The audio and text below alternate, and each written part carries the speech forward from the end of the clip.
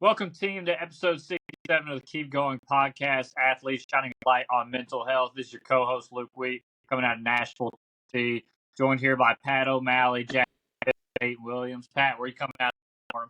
Yeah, man. You know I'm in a pool hall out in Arlington, Virginia. And no, I'm not like playing pool. I'm literally in a pool. Like, this is where I'm at. So you never know where you're going to catch me. Jackie, where you at?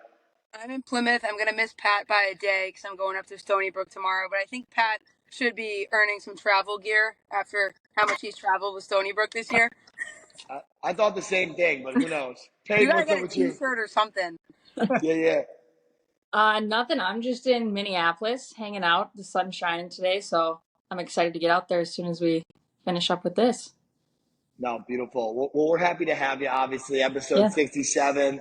I'll tell you this. I didn't do any background work of episode 67 sport players. So does anybody have a 67 today? You got me on 67. I don't got a one. There's definitely some random hockey player out there, but I can't think. Yeah. No. Payton, what? Tillman. Is it Rusty Tillman? Oh, remind me. He played football for Washington, and then he coached. I know he coached for the Vikings. Way back. All right. If that's the most impressive pull of all time, I don't know what is. It's so awesome. We're going to fact check that. Yes, that name I is appreciate great. that. The name Rusty Tillman is just a great name. Greatness from the start. Yes. I believe you just based off a football name alone. I absolutely do. So, no, but in all seriousness, we'll go ahead and get rolling today. Since you are Jackie's homie, I'm going to have Jackie kind of intro you. So the floor is all yours. So, yeah, Peyton and I have never actually met in person before, but I consider her one of my closest friends. We met through mutual friends on Instagram, and I just saw what she was posting and everything she stood for mental health wise, and just speaks my language. And she's been through a lot, and she's had a lot of chances. Like in her story, you'll be able to tell today, she's had a lot of times where she could have given up and she hasn't, and she decided to just pivot and be a mental health advocate and help others and help herself. And you can see that in the way she speaks. So I'll definitely catch myself doing a lot of listening today, as I know a lot of her story. But I'm excited for you two and our guests to hear her talk today. No, love it. Payton, well, we're honored to have you. Anytime Happy to be here. we can get, of course, anytime we get a student athlete on here that's been through your story, I'm definitely excited to unlayer it today. But before we get rolling, when things are going well, we are a mental health podcast. What are you doing? Share some knowledge, drop some knowledge for our listeners today. Yeah, absolutely. I think, honestly, now that I'm more self-aware about my mental health, before I couldn't even look at things are actually going well. But now that I am self-aware, I'm able to notice when I'm getting my good adequate sleep, that's huge for me in my mental health. Because if I'm not, I pay for it 3-4 days later with anxiety, or I'm just completely out of it. Spending time with family is huge for me, and also spending time with my dog. I could go on for hours talking about my dog, but he was instrumental for my mental health journey, just being there 24/7, making me get out of the house or making me take him on a walk. I will talk hours about him. But also, I think also spending time with family, but connecting with people, like Jackie said. We've never met in person, but the second Jackie texts me, I know it's going to be a great conversation and it's going to add to my life. So it's connecting with people on that level, but also getting up, moving my body, kind of practicing gratitude each day too, being like, I get to do this, rather than, oh, I don't really want to do this. It's just transforming my thoughts and being like, hey, but you get to do this. You get to go to work. You get to drive to your parents' house. You get to live under a roof. So it's just having that gratitude each day. Yeah, I agree. If you don't mind, can we kind of break that down? Because there's so much good there. On the sleep side, I think as a podcast, as probably a Keep Going community, we struggle getting sleep in. So start there. What are you doing to really make sure this is my non-negotiable, this is what I'm going to do? Yeah, so one huge thing for me is I always need to end my day with at least 30 minutes of quiet time, whether that's me sitting alone, or if I'm sitting with people, I'm like, I need to go to another room. But getting up to going to bedtime, I always read at least for 30 minutes. I just finished a book now, so any book recommendations, send my way. Perfect. Nice, nice. But I take magnesium, so that just helps me as well. Yep. Or L-theanine, and it just helps me kind of relax and think. But then as I'm sitting there, I might journal a little bit, and be like, okay, I put my phone down, and I'm like, we got to go to sleep. Like, it's kind of one of those things where I take the things, I drink my glass of water, I take my medication, and then I just kind of lay there and let myself totally relax. 100%. Got it. So you've gotten to that point where you have a routine, it's healthy, it's working for you, and you're rolling with it. The second thing, and then I'll move on, but you talked a lot about connections and relationships and not just checking boxes. And that's something I can be a victim of. And I think Luke feels that way at times, and Jackie does too. Talk about the difference between checking boxes and having legitimate conversations and building relationships.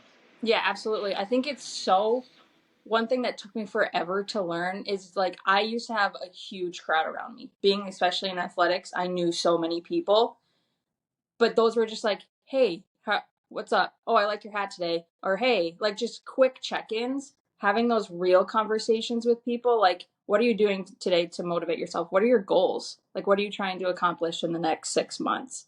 And then also the people that I do have around me, they hold me accountable.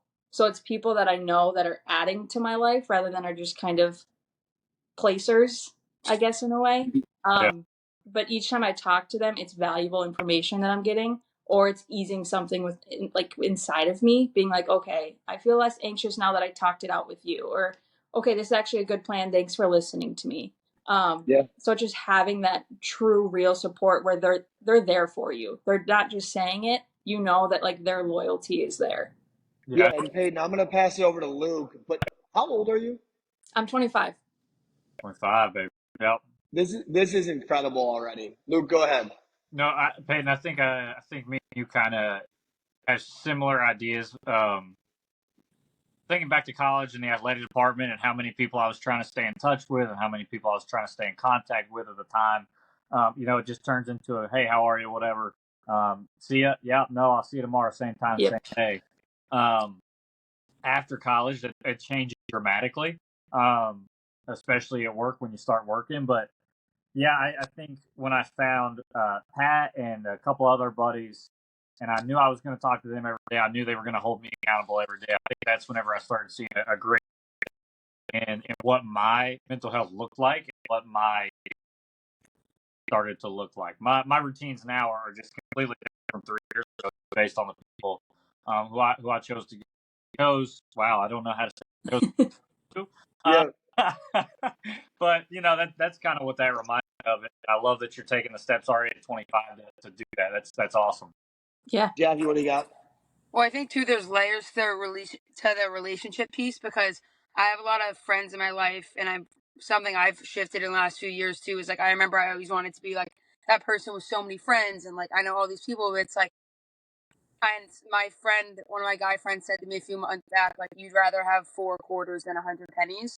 And so I've sort of looked at my relationships like that now. Like I don't need to have all these surface level friendships when I can have like maybe a handful of like quarters. You know what I mean? And I have certain relationships where it's like I don't have to talk to the person every day for them to motivate me. Like if I get up in the morning and I don't want to get out of bed and go to the gym, in the back of my mind, I know my sister's probably already up.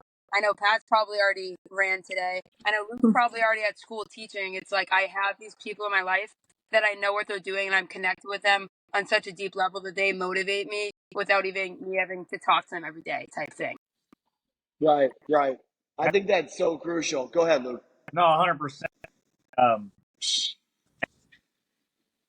right, and about the 4 quarters and 100 pennies. I never thought about it that way, but I Mm-hmm. absolutely love that. It's a great visualization for how to. Okay. So Peyton, Minnesota now, is that where you grew up? Where did you start out? Yeah, Minnesota's home base for me. I grew up in a very small town in Minnesota, so that kind of played a huge part in kind of who I am as well. But then I did actually move out to Boston for about 2 years. Yep, Boston rep. And then just some stuff was going on, so I moved back home to be close to family. Yeah, cool. Got it. Got it. Very nice. And Luke, I know you touched on it, Minnesota roots. how did you get into sports? How did you get into softball? Like, talk about like early years for you and how it progressed enough. Yeah, absolutely. I think I'll be completely honest. Growing up, like 5, 6, 7, I was not athletic at all. I had zero coordination. My dad always tells a story about how I dribbled a basketball and hit myself in the face. Good. So Ooh, I ooh. had that. All Um, but right. it wasn't until I think I was 8 or 9 I started playing like t-ball. It was like Becker. It's my hometown, like a little community t-ball. Yeah. Um, but I was pretty good. So starting from there, up until I was 21, I played softball. But the younger years, my dad was truly instrumental for me because he played baseball. My grandpa played minors, so I kind of grew up already with my dad wanting a bat in my hand. So from there, I did like the t-ball. I did 10U, so it's you're 10 and under. And then I did 12U, 14U. And that's when I started playing competitively. So I kind of twisted. So I was traveling more. Um, and that's also where my mental health kind of started to play in a little bit because from a kid, I was always kind of anxious, but more like nervous, people thought. But I had like the sleep anxiety. So going into, those transformative years of softball, I would get super nervous before a game. I would have super bad anxiety. So when I was traveling, I did that. And then I was gracious enough. I did get a college scholarship. Um, so that's kind of how I just grew up in the sport. I was playing Yeah. year round. I did summer ball, fall ball, dome ball. Then I played with my high school team from 7th grade. I was on varsity. So I was playing year round. I was training. I was going to my hitting coach. I was downstairs with my dad hitting 150 swings each night. So I was definitely You focused on it. were doing it Yeah, for sure. Yeah. no doubt. No doubt. And here's what I'll say too, and I'll pass it to Jackie. Can I just ask you something very transparent? Yeah. Have you always had this way of like thinking about things, or when did this all come on? Because listening to you talk right now, it's like this is so beyond your years. So like, has it always been this way? How did you get to this point? I think it always has. My grandma has told me from when I was a kid, like I have an old soul. And I Yeah, kind of realized that, especially in our generation, just how I think and how I just think way different than a lot of people. But I also, that kind of hindered me in a way because I thought something was wrong with me. I'm like, geez, I want to think like I'm 25 already and I'm 15. But I also think my mental health and staying in this bubble where I thought like I was alone, it caused me to deal with stuff on my own. So I think it added like 5 years onto my life. If yeah. that makes sense. No, No, it does. total Go sense. ahead, Luke. Total sense. And I think it kind of gives me Ned vibes from last week. Like he just looked at stuff different.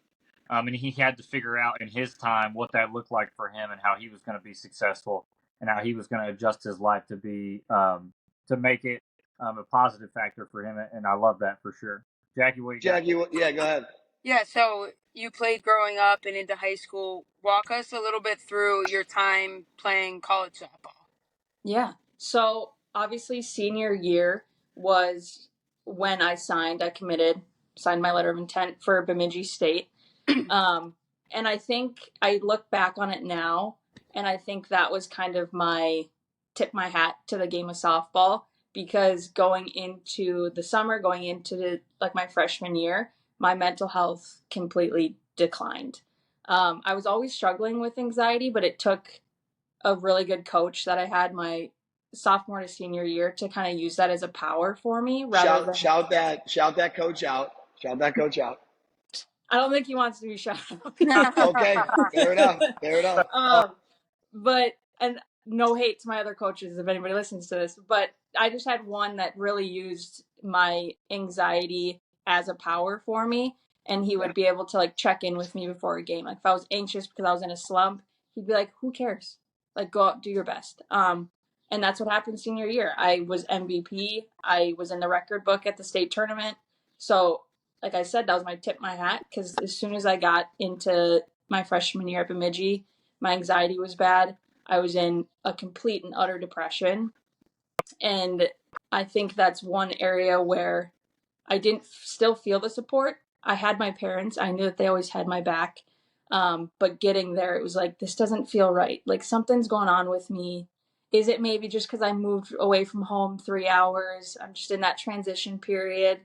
But getting up at 5 a.m., going to weights, meeting the team, hanging out, studying, socializing, it got to be way too much. And I was completely and utterly depressed. And back then, I look at it now and I'm like, I wish I could go back and just give her a hug because I did have the suicidal ideations. And it took me to go home one day and be like, Mom, I don't know what's going on. Something's happening. She took me to the emergency room. We went, we got that all figured out. I went back to school and I told my coach, I was like, hey, sorry, I can't do this. And his conversation and how he handled it made it super easy for me to quit, even though it was Yeah. really hard for me to do that because I love the game of softball. But the way that he handled it, I was like, nope, actually, I'm good. I am done. Yeah. Here's my bag. And then I ended up quitting. And I think that came with a lot of guilt too, because so many people were in my circle that were like, oh my gosh, Payton, you did it. You're successful. You got everything you dreamed of. And it's like, I could have lost myself playing the game, or I could have chosen myself. Hey, And I will never regret that. talk me through this. So I don't want to skip far here. We've got a lot of ads. Well, Hey, Luke, hold on, Luke. I'm losing you a little bit now, Luke. okay. You got me? All right, go ahead. You're talking through, kind of how you felt at that moment. Did you go to school in August for softball at that point? Yeah, it was beginning of August. Yeah. So let's say you get there beginning of August, you're not feeling great. When you went home and you talked to your parents and you talked to your mom, you went to the emergency room. If you could go back now and give kind of a roadmap for athletes that are listening or a roadmap for coaches, when would you have gone and talked to somebody compared to when you did back in the day? Yeah, I mean, I didn't go home and talk to my parents about it until the beginning of October. So I really gave myself the time because everyone always said, like, give yourself at least 3 weeks transitioning into college. Like, you're just homesick. That was everything I heard. And I did go to a counselor on campus between August and September, and they just said, oh, you're just homesick. And so I'm like, okay, I'll just get through it. I'll keep hanging out with people. But if I could go back and one, tell the athlete, I would say do it when you feel it. Yeah. Don't give yourself that kind of time. The support will be there. And if it is a coach, if they are knowledgeable about mental health and they can kind of see like, hey, my player's kind of withdrawing a little bit, they're not showing up to weights. When they do show up to weights, it's like nobody's really there, like lights on, nobody's home type of thing. Um, and being able to check in with them, but also don't discourage them for talking about it. Let them come to you and say, hey, I'm struggling in this, and be that kind of advocate for them as well. Because I think if I would have had that, I think I would have still played, but it was just how my coach handled it and how I was mentally too. I knew that I needed to get my head on straight or else I was scared. I didn't know what was going to happen. But I think totally if I could go back, I would have talked to my parents, the coach, way sooner. What I kind of want to get, we need to. Luke, I'm losing you again. Go ahead, Pat. You take. Yeah, all good, no problem. And I don't know where Luke was going with that. I'll try to like ad lib it out, but I think you start to think it's you, right? Yep. Like you start to think like no matter what I'm doing, it's me. I'm the problem. Like I'm the issue. Everything I touch is shit. Excuse my Yep. language. Like I'm the problem. And that's where the difficulty lies, I think, with a lot of our student athletes going out and getting these resources because they feel like there's no way out, right? Yep. Yep. I think your testimony is powerful today because I just told you 15 minutes ago, you are so well spoken. You are so genuine. Like there's Thank so you. much heart here. No, of course. So to see where you're at now, it's like you've always been this way, but you can't knock a little bit of help every once in a while when things get crappy. And Exactly. identifying your triggers, identifying the problem, and getting your resources. It's powerful to hear that you were so, okay, I know this isn't right. Let me move forward and get right. Yep. Jackie, what do you got? Was there anything in that process where, like, where you were walking that fine line of trying to figure out really what to do, how to go about this? Was there any resource or anything in the back of your mind that sort of helped you get through that you would give somebody else?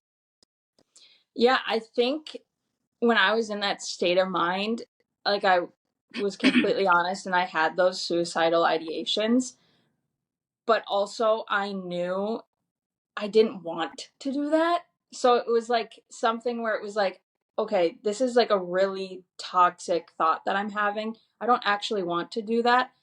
So even though I was having those, I was still able to be like, okay, let's keep going on with our day. Let's just kind of keep it in the back of our head, like you are feeling this way. Um, but I just think when I was in that headspace, it was just like, I have to keep going because I also had the guilt. I have like performance anxiety. Like, I don't want to let anybody down. So, like, I wanted to keep going because I didn't want to let my family down or I didn't want to let any of my friends down because I did lose a teammate, a childhood friend to suicide. I'm sorry So about that. it's okay. It's 4 years now, but that was also it happened after. But now sitting in this space, it's like if I can touch somebody like her and reach out in that aspect and have sorry, that kind of hey, we're gonna get through this together, I think it would make a huge difference. Wow. Wow. That's incredible. Luke, go ahead. Let's check your connection. No, 100%. I think I didn't lose a friend to suicide, but I lost a friend unexpectedly from high school. I was a junior, right before my junior year of college. And that's a tough time because it kind of sent me on a spiral of drinking and um, abusing some things that I've been abusing at the time. And it can really set your perspective um, down the wrong path, so to speak. So Yep. coming out of the other side of that and being able to understand, okay, I'm having these thoughts, but let's work through them. It's Mm-hmm. powerful. So I commend you for that for sure. Yeah. Yeah. Payton, I'm with you. I don't think I've ever related to something more on this podcast, which is kind of crazy in almost how many episodes now. I remember that feeling. Um, I remember looking in the mirror and going, I have this awesome job. I have this awesome girlfriend. I have this awesome life that I'm living. But, like, why am I bearing this thought today? Mm-hmm. I think the message that I'm getting here, and you can elaborate on it, is don't just bury it, identify it, and move forward from Yep. it. Absolutely. Yeah. Can you expand on that a little bit? Because I relate to everything exterior is great, but internally you're bearing that same thought throughout the day. Yep. And I think that's something with especially student athletes. It can be anybody that does struggle with mental health, but student athletes especially because you just got a scholarship. Your life is perfect. Like Right. you are doing great. You got everything you wanted and you have those high expectations, but it leads to the low tolerance of failure. So it's just having that and it's like, "Oh, I got a mask now. I got a mask that like the outer matches the inner." But I think that's one thing that's instrumental to my kind of mental health journey is I, like you said, Pat, like I'm able to say the feeling, be like, hey, I'm feeling this way, but also identify, like I overanalyze. That's part of my anxiety. So I Right. think I use that more as a power than a weakness, being like, okay, let's sit here. How did we get here? What's going on? What can we change in this moment? Not to kind of get that moment of relief, but also I don't want this to go on for days. So it's like, let's sit here, let's talk about it. I'm very big and open with and blunt, I think some of my friends might say, with how I'm feeling because I just think it's important. If I'm having a bad day, I'm just gonna be like, hey, today's bad. I'm not really gonna be talking much or stuff like that. But being able to identify it and then find what steps we can take because truly, and I sit here, I have it written down. I was journaling this morning, but you have been assigned this mountain to show others that it can be moved. So I use that, and it's huge. I say it every single day. I say it to my dad all the time, and he says it back to me. It's just I was given this journey, and just because there's been like mistakes or there's been my mental health journey, it's all layers, and it's just adding to kind of like that perfect image of my life. Love Yeah, it. I love it too. And I love that you tell your friends. I would love to get better at that myself. I know a lot of our listeners that are struggling would too. Like, hey, I'm not doing well today. I'm not on do not disturb because I don't like you. Yep. That's not what it is. It's because I'm not adding to you today. I need to make sure I'm good to add to you as well. I think there's a lot of power in that. Jack, I see you nod your head. Go ahead. No, yeah, and the quote that you said, Payton, today too, it's like we go through all these things, and mine and Payton's story is very similar. I stopped playing basketball for the same reason she stopped playing softball. Obviously, we've had to go through our own struggles with identity and being confident, and like you've gone through all this, Payton, and like you've been a role model for me. And I thought of you the other day because I was talking to one of my friends who told me like she recently came out and she's like, "Hey, you've been a role model for me," and I didn't even know, and it made me think of Payton because I'm like, I don't even know if Payton knows that like she's been a role model for me with just identity things and confidence and being able to talk about mental health because we deal with the same things. And I think sometimes too we lose sight of the fact that like there are people that need us too. Like as much as we need to lean on people, I think it sometimes can help us get through these things because there are other people that need our help too. And then the other thing I wanted to touch on is like identifying. We're talking about identifying our feelings and stuff, and sometimes I struggle with trying to like pinpoint every single feeling I have. Like, okay, why do I feel this way? And like you guys said, identify it, but you don't always have to have a reason for these thoughts. Like as you're saying, Peyton, you didn't want to feel this way. Nobody always chooses to feel a certain way. Sometimes I struggle to get out of bed in the morning and start my routine, and I'm like, oh, why am I feeling this way? There doesn't always have to be a reason. We Mm-hmm. just need No. to talk about it and not always feel as if we need to pinpoint it. Absolutely. Yeah, Yeah. that's extremely powerful. I think that's a great point because sometimes people are like, I can't identify the trigger. And that's another completely different conversation. Like, I just feel this way today. How can I give my best today? How can I do what I can do today? And that's extremely powerful. That's another great spin zone of what we're talking about. And Jackie, I'll have you ask. It's kind of a nice parlay transition to ask her. Go ahead if you want. All right, so we're on the KG podcast, Peyton. What's your keep going moment? Yeah. Um, honestly, I don't have just one. I We've think, heard that before, believe it or not. yeah, I don't think if I had one, it'd be super easy. But I like to think back at periods of my life and able to kind of like analyze that, like what kept me going in those moments. And I definitely think at the beginning of my mental health journey, it was again, like I said, that guilt of, I can't let my family down. But it was also the little kid in me. Like, I want to make the little kid proud. And I always use that every day. I have a picture in my car, I have a picture in my bathroom of me as a little kid. And I just look at that 'cause it's like, I'm going to make your dreams come true. Like, we're going to get this. The second one would be my friend that I did lose by suicide. I think that's a huge instrument to why I'm such a huge advocate for mental health and student athletes. She keeps me going every single day. I have a picture of her. I post about her a lot. But then also the third one is just growing up when I was in that mental health space, I didn't really imagine myself getting to 25. Like, I didn't think beyond 18, 19.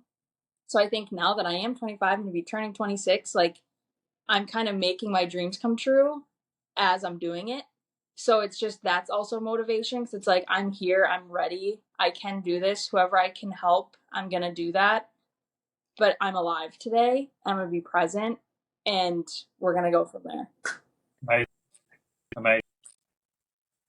I've I've tried to do a better job on this podcast without. I try not to say I love it 48 times every podcast because I'm gonna get made fun of like for the rest of my life. That's all I say. I love who you are. Thank you. Like it's not just some things that you say every break in the action here. Who you are as a person. I'm not surprised when Jackie got the ability to add guests that you were one of the first person she put on the sheet. No, this adds up because you're such an inspiration for not only athletes but people that are going through this every day. And just I'm like taken back by it. So I just want to say, like, I love who you are and thank you for that. Luke, go ahead. Yeah, I appreciate that. Thank you. No, I think it's, and I'll touch on Jackie quick. She said we've never met in person, but we could not talk for a few weeks. We could randomly DM each other. We could randomly be like, hey, Jack will say it all the time. Hey, I'm going to give you a call. Like, it's just those moments. And Jackie, you said that I'm one of your role models. I take that to heart, but also you're one of mine as well, especially living in our identity. But it's still, you add so much to my life. So when you gave me this opportunity, I was like, hell yes, because this is my favorite topic to talk about, and I think what you guys are doing too is super important, so I applaud all of you guys on that. Even having those, we appreciate that so much. And our guests so inspiring to us for us. But like you said, those connections that you make are just special, right? I've got 4 or 5 buddies that I probably owe um, over the last Pat being one of those. And I won't shout the other guys out right now because we don't have enough time, and I a lot of emotional out of me at the moment. That, but it's all about those connections. It's all about leaning on the people. Yeah, completely agree. Completely agree. Yeah. Yeah. Love it. Love it. Well, Payton, I'm looking up at the clock. We're at the 30-minute mark. I do want to get a little bit more out of you. We did this last week, and I thought Ned, it's always about the guests, but I thought Ned did a fantastic job with this. I'm going to start with Jackie. Say a word, say a phrase. Payton, first thing that comes to your mind, okay? I gotta think. Perspective. Growth. Oh, No. love that. Luke, how about you? Oh man. Identity.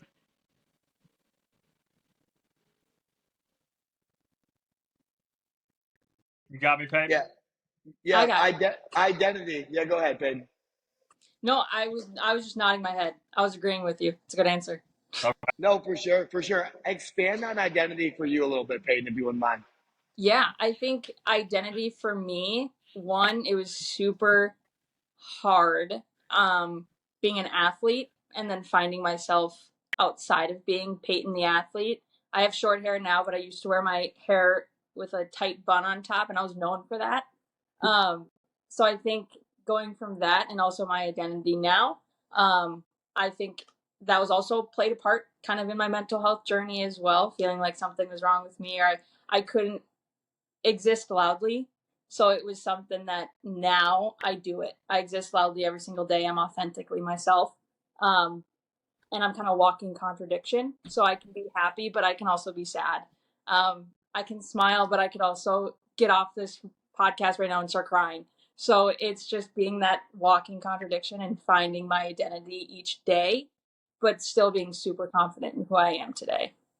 Oh, Yeah, feeling your emotions, but still moving forward day to day. Yeah, Yep. incredible. Exist loudly is like one of my favorite phrases of all time. Like before, Peyton was like one of the first people I told I was gonna cut my hair, and like just she was one of the first people I went to talk to when I was just struggling and being confident. And she hit me with that phrase, and I will always remember that because when she first told me that phrase, I was like hiding behind a hood all the time, like not super happy, super scared to like be my full self. And she hit me with the phrase "exist loudly," and it's like been in the back of my mind for the past almost 2 years since she first said it to me. Yeah, it's true. I mean, that's something that I still live by, and I think it's important. Be who you are. It doesn't matter. Exist loudly. Whatever that means to you, be bold, be loud, and just let your purpose drive you. Let your purpose drive you. Yeah, I love all that, obviously, and I'm going to say it because I haven't said it at all, but I absolutely love that a bunch. The one that came to mind for me is family. Talk about your family, your girlfriend, your friends, the people that keep you going. Talk about family for me. Yeah, absolutely. So family is huge for me. I think being a middle kid, I have 3 sisters, but I'm the middle child. With that, I'm very protective over my little sister and want, especially mental health. She does struggle with it. So I'm kind of that, you know, the big sister in that aspect, but also being, you know, like that ear for her. But my dad is still probably the most influential person to me just because we grew up in that space and our bond got tighter in athletics. My mom is the one that is the sweet, sensitive side that I'll go and cry to. So if I ever need a hug, I always say I just need a hug from my mom. My girlfriend has been extremely, extremely motivational for me, and she's always checking in with me, like, how are you doing today? Do you need some quiet time? Like, what can we do to make you smile today? So she's been huge with that support and that aspect of it. And then the friends that I have, that 4 quarters, 100 pennies, I relate to that so hard because I have very close knit. Including Jackie, I think I have 5 total people that I would go to with stuff. So I prefer to have that close knit because I used to let a lot of people have access to me, and now it's not many people do. Some people might, but they don't know the true story. So I think that's huge, and it just keeps me going every day. Like knowing I have such good support around me that people, they're there for me, they're loyal to me, they're looking for my success rather than kind of preying on my downfall a little bit. It just makes such a world's difference when I have that support. Yeah, absolutely. And Payton, we really, really appreciate you coming on here and sharing your story. And I think you laid out a great roadmap for athletes that are struggling with similar things and how they should deal with it moving forward. So hopefully, actually not hopefully, I know that you're going to impact quite a few athletes on this podcast today and quite a few coaches that are looking to support their athletes. So thank you so much for taking your time this morning and coming on. Jackie, what do you got? No, yeah, 1,000%. And I think sometimes it's difficult to, like, obviously, you know me, but to come on here on pretty much a Zoom chat and talk about your feelings like this and be vulnerable. I mean, I knew you were going to kill it today, but I appreciate you being vulnerable in the attempt to help others, and you're going to help all of our listeners today. So I appreciate it. I know Luke and Pat do, and our listeners are going to as well. Absolutely. I Blessed to be agree. here. Hey, Well, we're hey, honored. above We're all honored else, to keep have you. going. We appreciate you. Yeah, Keep going. thanks, guys. Thank you. Love you guys. Peace.